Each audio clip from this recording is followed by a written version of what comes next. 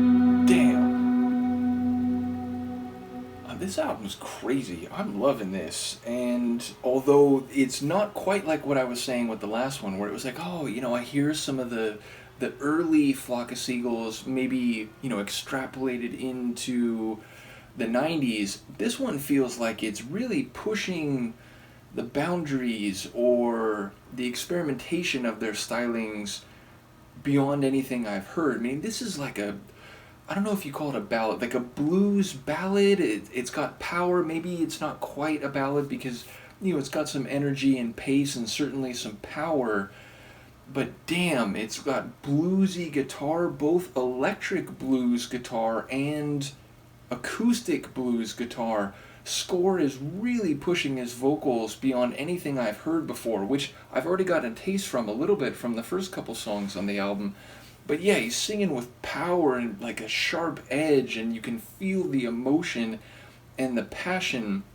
So I feel like I enjoy this as much as anything since the first couple albums. And though I must stipulate, for me, the last couple albums I went through weren't a problem by any means for me. I do get that other people felt like, they kind of shifted in a way that it just wasn't reflective of the, what's the right word, mysterious synth rock that characterized their first couple albums. But I certainly enjoyed, they went to more of a dance sonic, like a synth dance type of feel, and I absolutely enjoyed it.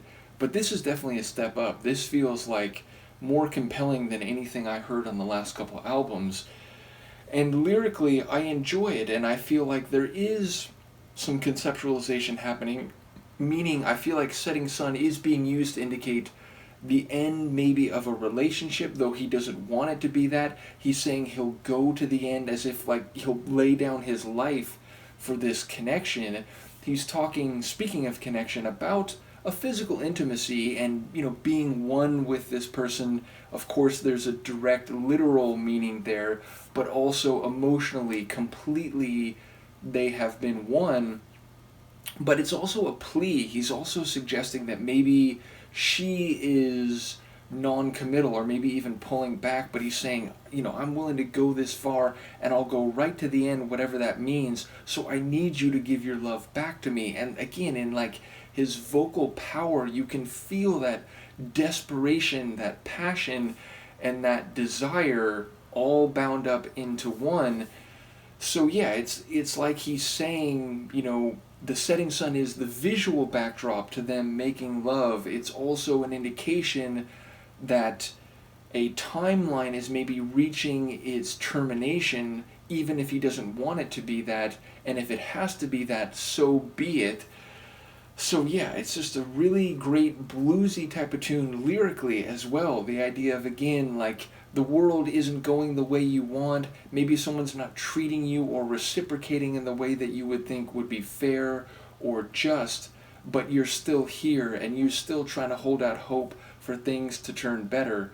So just a really great tune. Absolutely loved it. And again, the guitar work, the vocal performance, the evolution of the track lyrically and conceptually, it's all great. So I'm loving this album. I'm looking forward to more. Do let me know what you think. I wanted to give a shout out to Kim. She's been following the Flock journey, from the earliest stage right up until now. And, the way she was commenting on the personnel of the group at this point was very enlightening. So, yes, I'm loving it. Let me know what you think. I will see you next time. Peace.